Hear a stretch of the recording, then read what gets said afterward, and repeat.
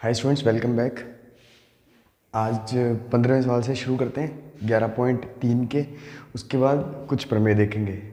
इस सवाल में क्या दिया हुआ है, सवाल आपके पास लिखा होगा, उसमें ये दिया हुआ है ABC त्रिभुज है, उसमें BC का D जो है वो मध्य बिंदु है।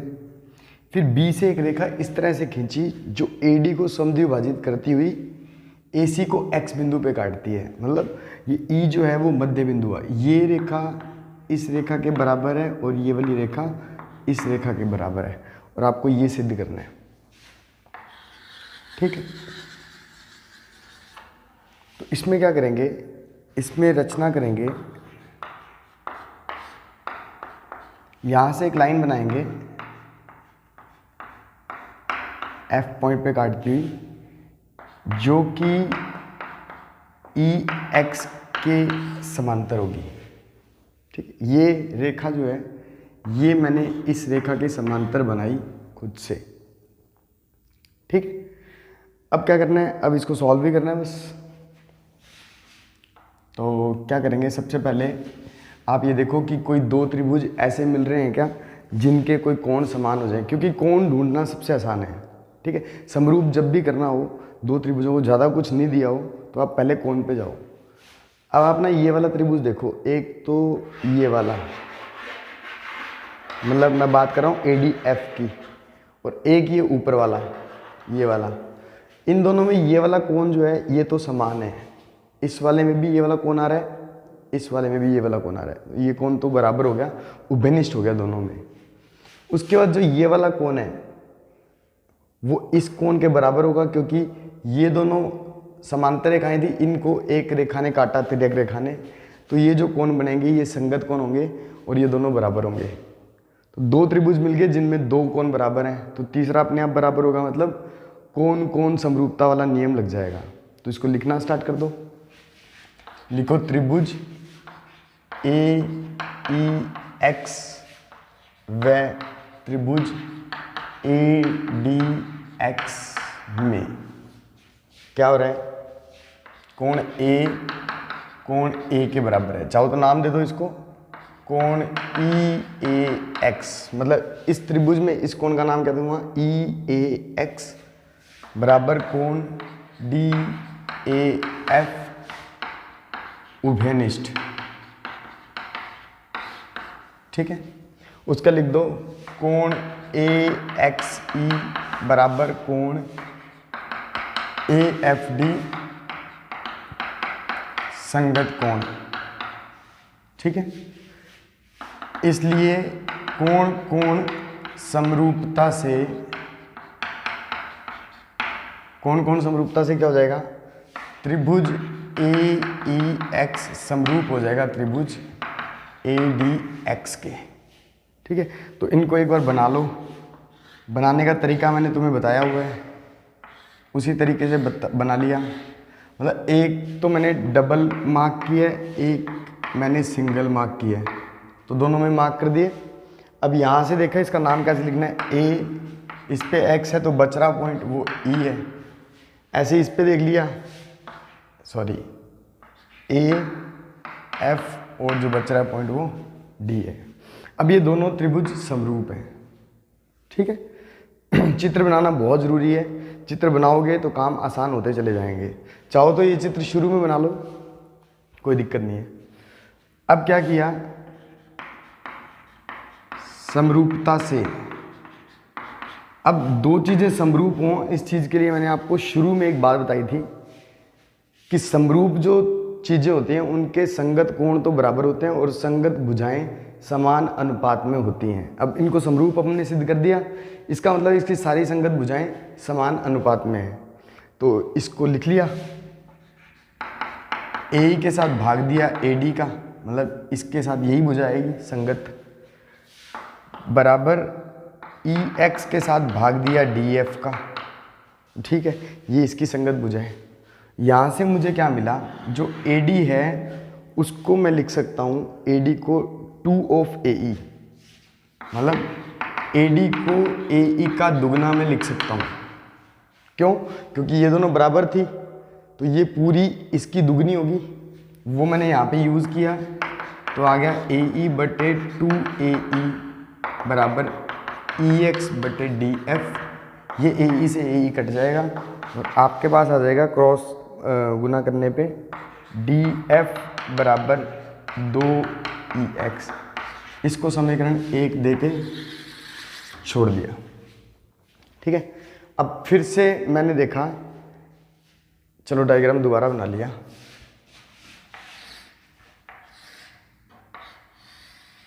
ऐसे था तो मैंने ज़रूरी डायग्राम बना लिया जो मेरे को चाहिए। ऐसे था ए, ये था बी, ये सी, ये डी, ये एक्स और ये पॉइंट था एफ। ये इसके समांतर है तो मुझे दिखा एक तो ये वाला कोण कॉमन, कौन से में, एक तो बी एक्स सी में, डी एफ सी में, दोनों त्रिभुजों में ये कोण तो है बराबर और ये वाला कोण इस कोण के बराबर है, संगत कोण। फिर से ये रेखा इसके समांतर है, ये तिर्यक रेखा, तो ये संगत कोण बराबर होंगे।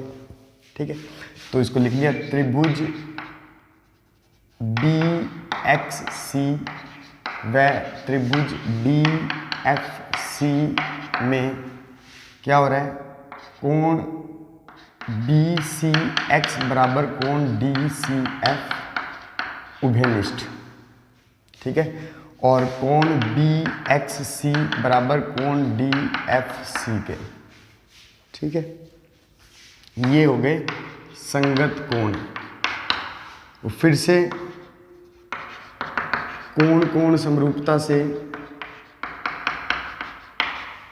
कौन कौन से त्रिभुज बी एक्स सी समरूप हो गया त्रिभुज डी एफ सी के। अब इसका चित्र भी दोबारा बना लिया।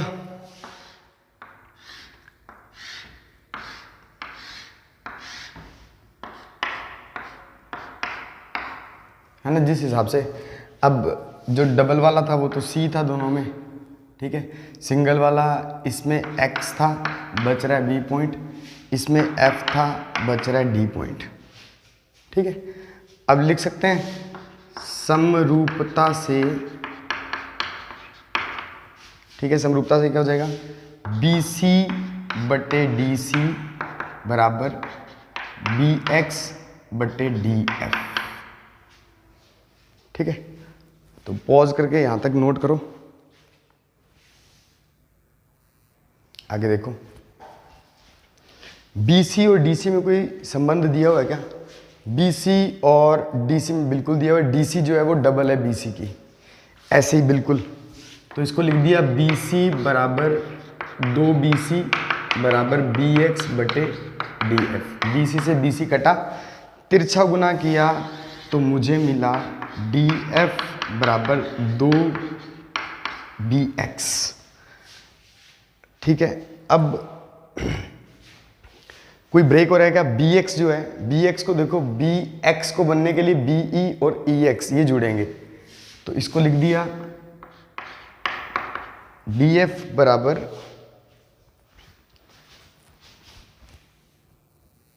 अच्छा, एक मिनट यहाँ गड़बड़ कर दिया हमने। Let me take tester.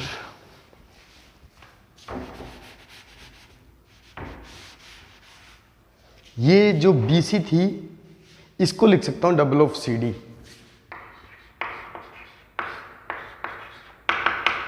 DX बटे DF ये कटा, अब इसको तिरछा गुना किया तो आ गया BX बराबर 2DF। ठीक है, अब BX को मैं लिख सकता हूं BE प्लस EX बराबर 2DF। ठीक है, और DF का मान क्या निकाला था हमने?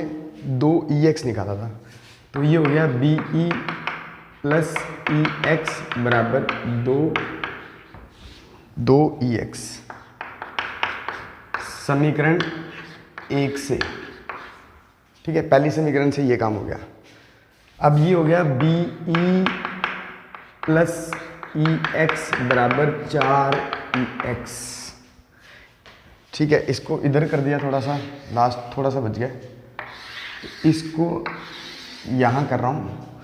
अब ये BE एक उधर जाएगा, ये EX उधर जाएगा तो माइनस हो जाएगा, तो ये बच जाएंगे 3BE बराबर 3EX। ठीक है, और 3 को इधर ले आओ तो EX बराबर 1/3 PE, यही सिद्ध करना था। तो पॉज करके पूरा क्वेश्चन नोट कर लो, ठीक है। इसको देखने के बाद 2 प्रमेय देखते हैं। पहले तो पहली प्रमेय हम देख लेते हैं, पाइथागोरस प्रमेय। पाइथागोरस प्रमेय के बारे में आपने काफ़ी 8th या 7th क्लास से सुना होगा। क्या होता है उसमें, जो कर्ण होता है, कर्ण 90 डिग्री के सामने वाली भुजा, उसका स्क्वायर बाकी दोनों भुजाओं के स्क्वायर के योग के बराबर होता है। मतलब मान लो ये मैंने कोई समकोण त्रिभुज लिया, इसका नाम दिया मैंने ABC, ठीक है। तो अपन तो पाइथागोरस थ्योरम सिद्ध कर रहे हैं। तो पाइथागोरस थ्योरम है क्या, हमें सिद्ध क्या करना है, सिद्ध करना है AC स्क्वायर बराबर होगा AB square plus BC square के, ये तो ठीक है, सिद्ध कर देते हैं। अब तुम ये देखो कि अगर मैं इस कोण को x मान लूं, ठीक है, तो माना कोण ACB बराबर x, ACB को x मान लिया, तो कोण BAC क्या हो जाएगा। अब इन दोनों का योग 90 था, एक x हो गया, तो दूसरा क्या हो गया, दूसरा 90 माइनस x हो गया, ये ठीक है। अब मैंने क्या किया, रचना की, रचना क्या की, यहां से एक लंब डाला जो इसको D बिंदु पे काट रहा है, मतलब ये 90 डिग्री है। अब अगर ये 90 डिग्री हुआ तो ये वाला कोण अपने आप x हो गया, क्योंकि इन दोनों का योग फिर 90 आएगा। इस त्रिभुज में तीनों कोणों का योग 180 आएगा, ये 90 हो गया, इन दोनों का योग भी 90 बचा, तो ये पहले से 90 माइनस x है, तो ये जो कोण है ये x हो जाएगा। अब इन दोनों का योग 90 है, मतलब इस कोण का और इस कोण का योग 90 है, तो ये कितना हो जाएगा, ये 90 माइनस x हो जाएगा। तो इन बातों को लिख लेना, ये मैंने लिख लिया, BD लंब डाला AC पे, ठीक है। उसके बाद ये लिख लेना कि कोण ABD बराबर x, कोण DBC बराबर 90 माइनस x, ये चीज़ तुम लिख लेना, ठीक है। उसके बाद में क्या करना है, अब इन तीनों त्रिभुजों में देखो, मतलब ये छोटे वाले देख लो चाहे तो दोनों, चाहे बड़े वाला त्रिभुज देख लो, तीनों में कोण बराबर आ रहे हैं। मतलब 3 कोण आ रहे हैं, एक 90 आ रहा है, एक x आ रहा है, एक 90 माइनस x आ रहा है, तो तीनों त्रिभुज आपस में एक दूसरे के समरूप होंगे, ठीक है। तो मैंने क्या किया, पहले इस छोटे वाले त्रिभुज को बड़े वाले के साथ समरूप किया, तो मतलब इसको ऐसे बना लिया मैंने, इस तरह से, और ये बड़े वाला बन गया, ठीक है। अब कोण के डिजाइन कैसे दिए हुए हैं, यहाँ तो 90 है ही, यहाँ पे सिंगल दिया हुआ है, यहाँ पे डबल दिया हुआ है, इसी हिसाब से मैंने बना लिया, ठीक है। बड़े वाले को नाम दे दिया पहले तो, फिर छोटे वाले को नाम दिया, तो D पे 90 है, सिंगल वाला C पे है, नीचे वाला बना रहा हूँ त्रिभुज, ये वाला ले रहा हूँ पहले, ठीक है, और डबल वाला B पे है। यहाँ तक मैंने बना लिया ये 2 त्रिभुज, ठीक है। ये x हो गया, ये 90 माइनस x हो गया, इधर ये x हो गया, ये 90 माइनस x हो गया, ठीक है, सही है। ये दोनों त्रिभुज क्या होंगे, ये दोनों त्रिभुज समरूप होंगे, लिख देना त्रिभुज DBC व त्रिभुज BAC में। नाम लिखते हुए ये ध्यान रखें, अगर ये DBC लिया तो ये भी BAC लेना है, गलती नहीं होगी सवाल में, ठीक है। या नाम देख लिया, अगर यहाँ पे तो कुछ दिया नहीं हुआ क्वेश्चन में, अगर क्वेश्चन में कोई नाम दिया हुआ है तो फिर उसके हिसाब से नाम लिखें, ठीक है। अब DBC और BAC में क्या है, कोण D बराबर कोण B 90 डिग्री। फिर कोई भी लिख दो, कोण डी सी बी बराबर कोण बी सी ए बराबर एक्स। ठीक है, चित्र से, चित्र में दिखा रखा है हमने। ठीक है, तो कोण कोण समरूपता से क्या हो जाएगा, ये दोनों त्रिभुज समरूप हो जाएंगे। त्रिभुज डी बी सी समरूप है त्रिभुज बी ए सी के। अब इन त्रिभुजों की जो संगत भुजाएं होंगी वो समान अनुपात में होंगी। कोण तो बराबर आ ही गए हैं, पहले से ही चित्र से देख से समझ में आ गया था कि कोण तो बराबर हमने कर लिए। संगत भुजाएं क्या होंगी, समानुपात में होंगी। अब तुम्हें क्या करना है वो ध्यान से सुनो। इन दोनों में ये देखो कि एक भुजा दोनों त्रिभुजों में आ रही होगी। कौन कौन सी आ रही है, एक तो BC इधर आ रही है, इसमें इधर आ रही है। मतलब मुझे इसका अनुपात इसके साथ लेना है, इसका अनुपात इसके साथ लेना है। मतलब जिस पोजीशन पे BC आई है उन पोजीशंस पे जो जो लाइन आ रही है उनको समान अनुपात में रखना है। तो मैंने लिखा समरूपता से BC को AC से भाग दो, चाहे तो CD को BC से भाग दो, एक ही बात है, समान अनुपात आएगा क्योंकि समरूप है। तो BC स्क्वायर बराबर आ गया AC इंटू CD। ठीक है, अब मैंने क्या किया, ये जो बचा हुआ त्रिभुज है, ये जो नहीं लिया था, ये दोनों तो ले लिए हमने, इन दोनों की बात तो कर ली। अब इन दोनों की बात करेंगे, मैं बड़े वाले के साथ जो बचा हुआ छोटे वाला है, मतलब उसको यहाँ बना लिया। ये सिंगल, यहाँ डबल, नाम दिए तो आ गया A, ये D आया, ये B आया। अब ये भी समरूप होंगे क्योंकि कोण तो इसमें भी x 90 माइनस एक्स और 90 डिग्री आ रहा है। ठीक है, तो फिर लिख दिया इसको, त्रिभुज ABC व त्रिभुज ADB में कोण B बराबर कोण D, समकोण या 90 डिग्री कोई भी कारण लिखें, और कोण BCA बराबर कोण DBA, ये चित्र से। फिर भी पहले यहाँ पे इंफॉर्मेशन लिख देंगे तो सही रहेगा। यहाँ पे जो भी आपने माना है या जो भी निकाला है उसको पहले लिख लेना है यहाँ पे। ठीक है, तो फिर से AA समरूपता से त्रिभुज ABC समरूप हो गया त्रिभुज ADB के। ठीक है, तो फिर समरूपता से मतलब अगर त्रिभुज समरूप हैं तो अब इसमें देखो, ये वाली लाइन AB और ये वाली लाइन AB एक जैसी आ रही है। अब मैंने इनकी पोजीशन नोट की, एक तो ऐसे ये वाली लाइन और एक ऐसे ये वाली लाइन, ये समान अनुपात में होगी। तो लिखा AB को लिया AD के साथ अनुपात में और फिर AC को लिया AB के अनुपात में। समरूप हैं तो इनकी संगत भुजाओं का अनुपात बराबर होगा। तिरछा गुना किया तो मुझे मिल गया AB स्क्वायर बराबर AC इंटू AD। इसको दे दिया मैंने समीकरण 2। ठीक है, पॉज करके नोट करो। ठीक है, ये दोनों इक्वेशंस आ गई थी। ये दोनों इक्वेशंस थी, हमने इन दोनों को प्लस कर दिया। समीकरण 1 प्लस 2 से तो इनके बाएं पक्ष जोड़े,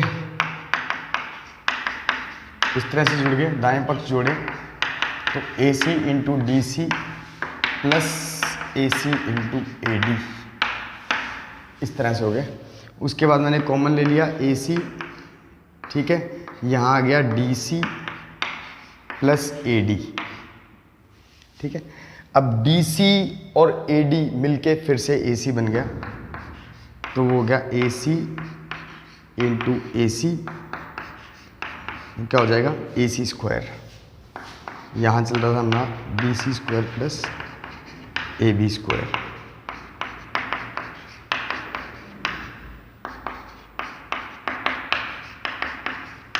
ये निशान लगाते चलें जब भी समीकरण को किसी को भी हल कर रहे हो तो एक तो बराबर का निशान यहाँ चल रहा होता है, ये निशान ज़रूरी है। इस निशान का मतलब गणित में होता है या, मतलब क्या होता है, इसको आप ऐसे भी लिख सकते हो, इसको आप हल करते गए ना आगे तो इसी समीकरण के नए नए रूप आते गए। जो सबसे सरल रूप है वो आपकी समीकरण बन जाएगी। तो कभी भी समीकरण हल करो गणित के अंदर, ये निशान लगाना ज़रूरी है। तो पॉज करके नोट कर लो, ये थ्योरम भाई पूरी हो गई। बढ़ते हैं अगली प्रमेय पे। सिद्ध करना है कि दो समरूप त्रिभुज अगर होंगे तो उनके क्षेत्रफलों का अनुपात उनकी संगत भुजाओं के वर्ग के अनुपात के बराबर होता है। ठीक है, तो कहना क्या चाह रहा है ये, मान लिया एक त्रिभुज है ABC, एक त्रिभुज है PQR,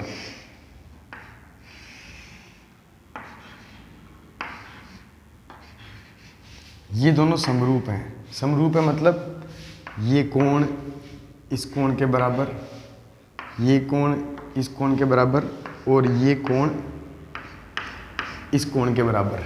एक बात तो ये, मतलब क्या करेंगे हम, समरूपता से भाई अगर समरूप हैं तो कोण A बराबर कोण P, कोण B बराबर कोण Q, कोण C बराबर कोण R। लिख सकते हो कि समरूप त्रिभुजों के संगत कोण क्या होते हैं, बराबर होते हैं। तथा एक और बात लिख सकते हैं कि इनकी संगत भुजाएं समान अनुपात में होंगी, मतलब AB को PQ से भाग दो, चाहे BC को QR से भाग दो और चाहे AC को PR से भाग दो, मान बराबर आएगा। यहाँ तक तो ठीक है बात। अब क्षेत्रफल निकालना है। क्षेत्रफल का सूत्र तो हमने पढ़ा हुआ है 1/2 गुना आधार गुना ऊंचाई। तो मैंने क्या किया, एक रचना की, ये मैंने लंब डाला, इस पे D,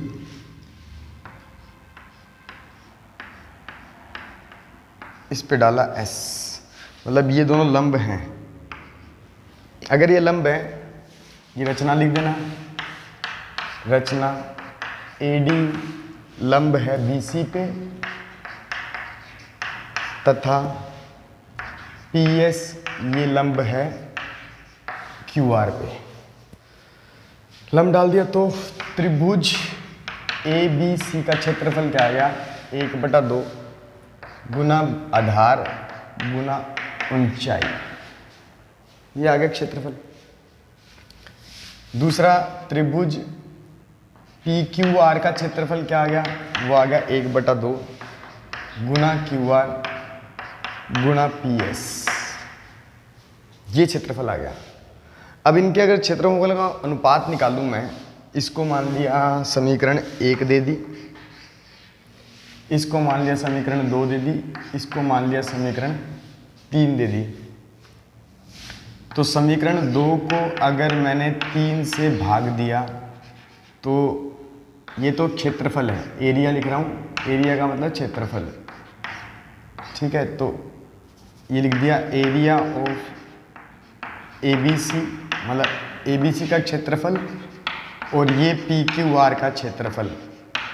ABC का क्या था, 1/2 गुना BC गुना AD, और इसका क्या था 1/2 गुना QR गुना PS। तो 1/10 में 1/2 कट गया। अपने को लाना ये था क्षेत्रफलों का अनुपात उनकी संगत भुजाओं के वर्ग के अनुपात के बराबर होता है। यहाँ तो वर्ग तो नहीं आ रहा, तो एक बार इसको समीकरण 4 देके छोड़ दिया। ठीक है, अब तुम ये देखो, ये वाला जो त्रिभुज है और ये वाला जो त्रिभुज है, इधर इधर वाले, इनमें ये B कोण Q कोण के बराबर है और D कोण S कोण के बराबर है। तो इसमें भी दो कोण बराबर मिल गए, मतलब ये दोनों त्रिभुज भी समरूप होंगे। तो आप इसका चित्र बना के खुद से लिखना, त्रिभुज ABD समरूप होगा त्रिभुज PQS के। ठीक है, तो इनकी संगत भुजाएं भी समान अनुपात में होगी। तो मैं लिख सकता हूँ AB को PQ से भाग दो या फिर AD को PS से भाग दो। वो एक ही बात है। इसको मैंने समीकरण दे दी 5वीं समीकरण, ठीक है। अब मैंने क्या किया, पहली समीकरण से, 5वीं समीकरण से और चौथी समीकरण से एक चीज़ देखी कि BC बटा QR, ये जो है मेरे पास BC बटा QR, इसको मैं AB बटा PQ लिख सकता हूँ। ये देखो यहाँ से इसका मान AB बटा PQ के बराबर है। और ये जो AD बटा PS है, ये इसको भी मैं लिख सकता हूँ AB बटा PQ। तो यहाँ लिखेंगे समीकरण 1, 4 व 5 से त्रिभुज ABC का क्षेत्रफल बटा त्रिभुज PQR का क्षेत्रफल बराबर होगा AB बटा PQ गुणा AB बटा PQ, ठीक है। दोनों के मान रख दिए, तो यहाँ से मुझे मिल गया त्रिभुज ABC का क्षेत्रफल बटा त्रिभुज PQR का क्षेत्रफल बराबर होगा AB स्क्वायर बटा PQ स्क्वायर के। तो ये अब AB बटा PQ को मैं BC बटा QR भी लिख सकता हूँ। तो ये बराबर होगा BC स्क्वायर बटा QR स्क्वायर के। और AB बटा PQ को मैं AC बटा PR भी लिख सकता हूँ, तो ये इसके भी बराबर होगा। तो यही सिद्ध करना था कि दोनों त्रिभुजों के क्षेत्रफलों का अनुपात उनकी संगत भुजाओं के वर्ग के अनुपात के बराबर होता है। तो ये प्रमेय सिद्ध होगी। तो पॉज करके इसको नोट कर लो। एक उदाहरण देखते हैं, ठीक है। उदाहरण में आपको एक समबाहु त्रिभुज दिया हुआ है। तो समबाहु त्रिभुज का मतलब ये हो गया, उत्तर शुरू किया, माना AB बराबर है AC बराबर है BC बराबर 2x, ये मैंने मान लिया। तो मतलब ये भी 2x हो गया, ये भी 2x हो गया, ये भी 2x हो गया, ठीक है। फिर की रचना में क्या किया, एक लंब डाला मैंने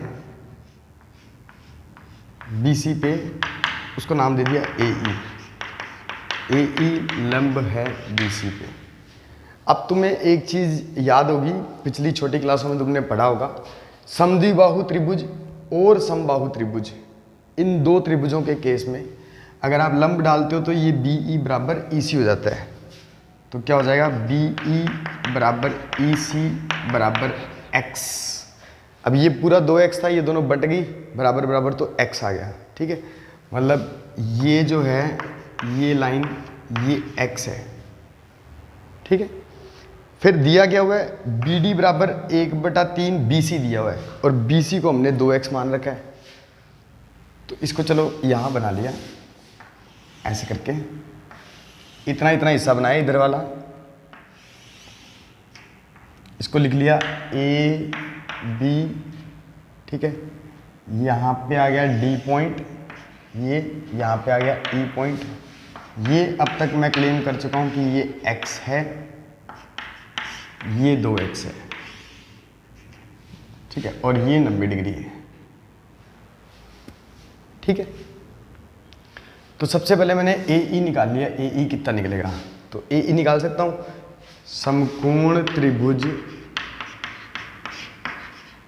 ABE में, अब समकोण त्रिभुज में तो पाइथागोरस थ्योरम लगती है, तो पाइथागोरस प्रमेय लगा दी। क्या आ जाएगा, AB स्क्वायर बराबर BE square plus AE square, और ये अपन को पता है 2x है, ये x है, और इसका पता लगाना है भी AE कितना आएगा। ये x स्क्वायर इधर आके माइनस हुई, पहले तो ये 4x स्क्वायर हो गया, ये x स्क्वायर इधर आके माइनस हुआ, अब ये आ गया 3x स्क्वायर बराबर AE स्क्वायर। अब ये आ गया वर्गमूल AE स्क्वायर। अब देखो वर्गमूल में इसका तो स्क्वायर है अंदर, इसका स्क्वायर नहीं है, तो ये पड़ा रहेगा, ये बाहर आ जाएगा, तो ए ई का मान आ गया मेरे पास √3x, ये मान आ गया। ये मान कितना है, ये मान है BC/3, मतलब BC कितना 2x/3, ये मान आ गया। ठीक है, तो ये निकालने के लिए क्या करूंगा, x में से 2x/3 माइनस कर दूंगा। ठीक है, ये गणना सारी आप लिख लेना, तो ये आ जाएगा x/3, मतलब ये जो दूरी है ये x/3 आ गई अपने पास। ठीक है, तो अब इस त्रिभुज में देखो, इस त्रिभुज की बात कर रहा हूं, ये तो x/3 ही है। इस त्रिभुज में भी पाइथागोरस प्रमेय लगा सकता हूं, तो लिखा त्रिभुज ADE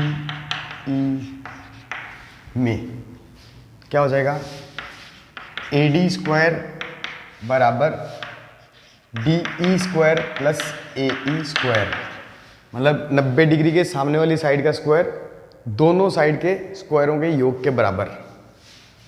DE लिख दिया x/3, AE लिख दिया √3x, और AD तो निकालना ही है, AD² लिख दिया।